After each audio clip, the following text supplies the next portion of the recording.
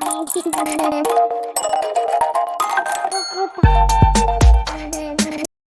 Everyone, इस video में बात कर लेते हैं ट्यूब इन्वेस्टमेंट ऑफ इंडिया की। क्विकली एनालिसिस देख लेते हैं। चैनल को लाइक एंड सब्सक्राइब करना मत भूलिएगा। तो यहाँ पे आप देख रहे होंगे ट्यूब इन्वेस्टमेंट कुछ दिन से साइडवेज था और फिर आज फाइनली बुलिश मोमेंटम देखने को मिला है। तो यहाँ पे जो अपन को सेलर्स देखने को मिले हैं, सबसे ज़्यादा सेलर्स जो एक्टिव थे वो अपने थे 31 से यहाँ से, और स्टॉक को इसके ऊपर जाने नहीं दिया। और नीचे जो बायर्स अपने सबसे ज़्यादा आज एक्टिव देखने को मिले थे अपन को, वो था बुलिश 35-60 के आसपास। यहाँ से बुलिश हुआ स्टॉक। आप देखेंगे 3600 का साइकोलॉजिकल लेवल भी सस्टेन होकर निकल गया यहाँ पे, और दूसरा यहाँ पे 3700 का, दो बड़े साइकोलॉजिकल लेवल सस्टेन हुए और निकले। तो कहीं ना कहीं अब स्टॉक में आप देखेंगे आज बढ़त देखने को मिली और अब स्टॉक थोड़ा मजबूत देखने को मिल रहा है अपन को। कहीं ना कहीं अब इन्वेस्टर्स थोड़े इंटरेस्टेड हैं, क्योंकि आप देखें क्लोजिंग 3751 पे हुई है, साइकोलॉजिकल लेवल के जस्ट ऊपर क्लोजिंग हुई है। तो बाय मंडे अगर स्टॉक सही चलता है और स्टेबलाइज रहता है, निफ्टी भी, सारी चीज़ें is in a good face, तो आपका जो पहला टारगेट यहाँ से रहेगा वो रहेगा 3800 मान के चलेंगे अपन, क्योंकि वहाँ पे छोटा सा एक रिवर्सल आएगा और साइकोलॉजिकल लेवल है तो सेलर्स देखने को मिलेंगे। सस्टेन कर जाएगा तो फिर इसी दिशा में 3850 एंड देन फिर ऊपर की दिशा में 50 पॉइंट्स इंक्रीज कर जाइए। वैसे अगर देखा जाए तो जाहिर सी बात है कि टारगेट जब चैनल के अंदर है स्टॉक, तो यहाँ तक अपना 39-34 के आसपास टारगेट होगा।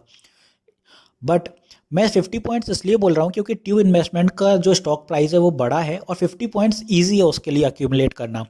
और 50 पॉइंट्स एक्यूमुलेट करने पे क्या होता है कि जब इन्वेस्टर्स होते हैं, छोटे ट्रेडर्स होते हैं, उनको 50 टारगेट बड़ा नहीं होता है, उनको वो एक्यूमुलेशन हो जाता है, ट्रेलिंग स्टॉप लॉस वो शिफ्ट कर लेते हैं।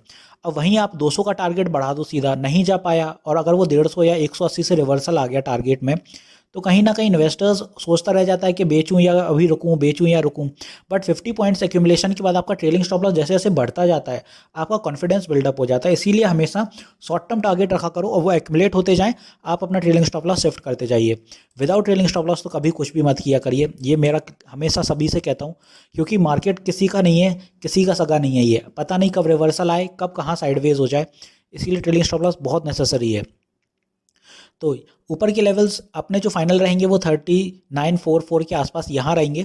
ये सस्टेन कर जाएगा तो आपको पता है जो रिसेंट का हाई है 40-50 वहाँ तक भी जाएगा। बट यहाँ चैनल आ रहा है तो चैनल से रिवर्सल के चांसेस भी बन सकते हैं और यह हर्डल रहेगा देखने के लिए। आप देखें ये चैनल में पहले भी रिवर्सल आया, यहाँ बना, यहाँ बना, यहाँ बना, इसीलिए यहाँ रिवर्सल बन सकता है, तो सावधान रहिएगा। दूसरी बात, अगर स्टॉक सपोर्ट लेने आता है, अनस्टेबल रहता है, निफ्टी थोड़ा अंडर प्रेशर रहता है, तो पहला सपोर्ट अपना नीचे की दिशा में 3700 होगा। 3700 का 50 पॉइंट्स के आप सपोर्ट्स बनाइए, क्योंकि जैसे जैसे अपन 50 पॉइंट्स के ऊपर रेजिस्टेंस बना रहे हैं वैसे ही सपोर्ट भी अपने काम करते हुए नजर आएंगे। 50 पॉइंट्स गिरता है तो कहीं ना कहीं स्टॉक संभलने की कोशिश करता है साइकोलॉजिकल लेवल्स पे। तो जैसे 3700 हो गया, 3750 हो गया, 3600, ऐसे कुछ। तो होपफुली अभी यहाँ मैंने ट्यूब इन्वेस्टमेंट में सारी चीज़ें क्लियर कर दी हैं कि लेवल्स ऊपर कैसे जाएगा, नीचे कैसा रहेगा। बस जो आपको करना है कि ट्रेलिंग स्टॉप लॉस ज़रूर देखिए। दूसरी यहाँ पे देखेंगे तो एक ट्रेंड लाइन बना रहा हूँ, ये देखिए, आप नोटिस करिए इस ट्रेंड लाइन पे कि ये ट्रेंड लाइन ब्रेक नहीं हो रही है। और जब तक ये ट्रेंड लाइन ब्रेक नहीं होती है तब तक आप बेफिक्र इस स्टॉक में ऊपर ट्रेड कर सकते हैं, क्योंकि यहाँ पे सपोर्ट बना, यहाँ बना, यहाँ बना, यहाँ भी बना, नीचे आया बट रिवर्सल से हुए, सेम डे हुए रिवर्सल। तो कहीं ना कहीं बायर्स इंटरेस्टेड है ट्यूब इन्वेस्टमेंट में, और जब तक ये ट्रेंड लाइन ब्रेक नहीं होती है, यहाँ पे अगर रेड में कोई क्लोजिंग नहीं आती है, तब तक आप इस स्टॉक में बने रह सकते हैं, क्योंकि जब तक ये ट्रेंड लाइन ऊपर की दिशा पकड़े हुए है तब तक स्टॉक भागने ही वाला है।